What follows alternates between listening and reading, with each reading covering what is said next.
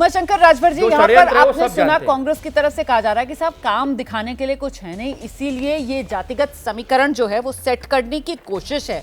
पूर्वांचल का भी उन्होंने जिक्र किया। आपको क्या लगता है सर, क्या इससे ये मैसेज जा रहा है पूर्वांचल में? जिस तरीके से दारा सिंह चौहान, पहले बहुत शिकायतें थी, अब दोबारा वो बीजेपी में आ गए हैं, बीजेपी ने उनको गले लगा लिया है। आप लोगों की पार्टी, आप लोगों को भी बहुत शिकायतें थी, बीजेपी से अलग हुए थे, लेकिन फिर वो शिकायतें दूर हो गई, अब आप लोग भी बीजेपी के साथ आ गए हैं।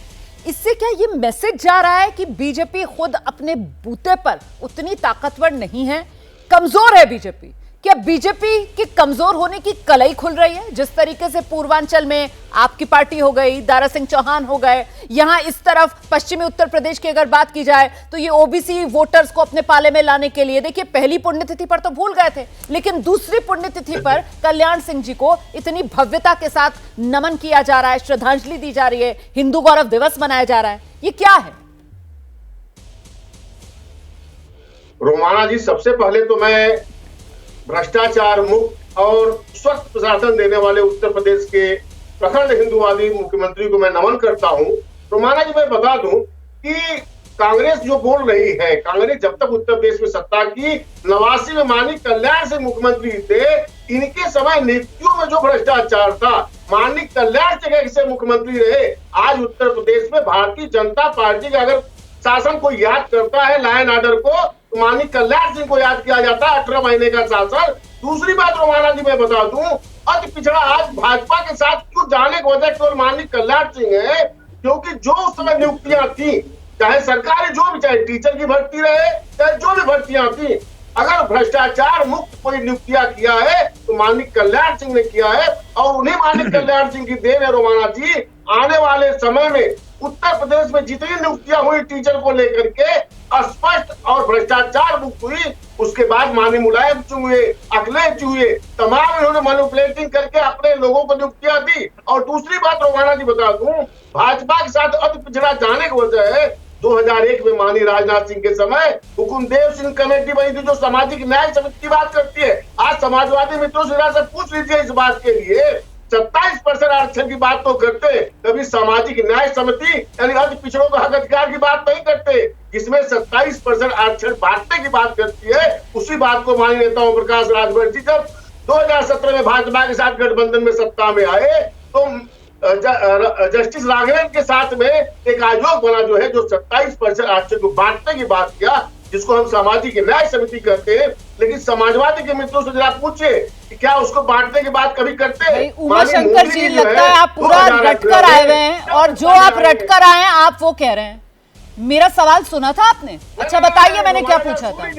अरे बताइए तो मैंने क्या पूछा था, बताइए ना मैंने क्या पूछा था। क्योंकि इनके साथ यहाँ आप कल्याण सिंह ने मुख्यमंत्री रहते हुए क्या किया वो तमाम उपलब्धियां गिना रहे हैं। उससे पहले आपने मेहमानों को भी सुना, उन्होंने यहां तक बता दिया कि कैसे उन्हीं कल्याण सिंह को मुख्यमंत्री पद से पार्टी इसी बीजेपी ने हटा दिया था, जिसके बाद बीजेपी भी छोड़ दी थी उन्होंने। आप चर्चा पर ध्यान नहीं दे रहे हैं। आप, मुझे लगता है हाथ पे पर्चा है और अपनी रटाई पर आपका ज्यादा ध्यान था, नहीं तो आप कहने से पहले जरा सोचते। अरे मेरे सवाल का जवाब दीजिए ना। ये बीजेपी की कमजोरी की कलई खुल रही है क्या कि पूर्वांचल में अभी आप लोग, कितनी तारीफ आपने की यहाँ पर मुख्यमंत्री योगी आदित्यनाथ की, कहा तो आप ही के नेता ये दम भरते थे इनको वापस भेजेंगे, मठ में भेजेंगे, वापस भेजेंगे, इनको मंदिर में भेजेंगे। अब यहाँ पर बैठकर आप बिल्कुल अलग जो राग अलाप रहे हैं। सर मैं यही जानना चाहती हूँ कि बीजेपी ने जिस तरीके से आप लोगों को गले लगाया है, ये बीजेपी ने बड़ा दिल दिखाया है या बीजेपी की कमजोरी की कलई खुल रही है? मानिए आप या तो कि बीजेपी ने बड़ा दिल दिखाया है। 8 महीने मैं इनके साथ में रहा हूँ, बीजेपी ने बड़ा दिल दिखाया है, हमारे साथ इन्होंने अन्याय किया, वो बता रहे हैं उस बात को ना। आप बताइए मुझे, या तो बीजेपी ने बड़ा दिल दिखाया है या फिर बीजेपी की कमजोरी की कलई खुल रही है। एक बात होगी, दो बात हो नहीं सकती। बताइए क्या है?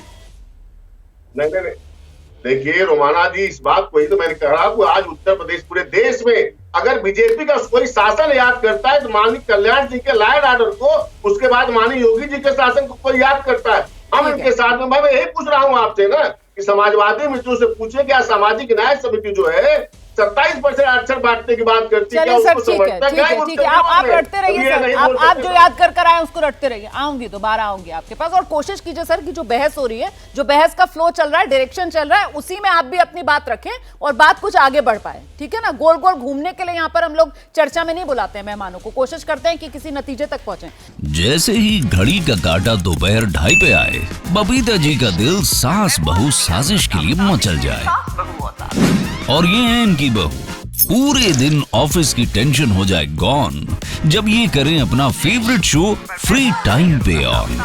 इनकी तरह आप भी देखें अपना फेवरेट शो अपने टाइम पर और डाउनलोड कीजिए एबीपी लाइव ऐप अपने स्मार्ट टीवी पर।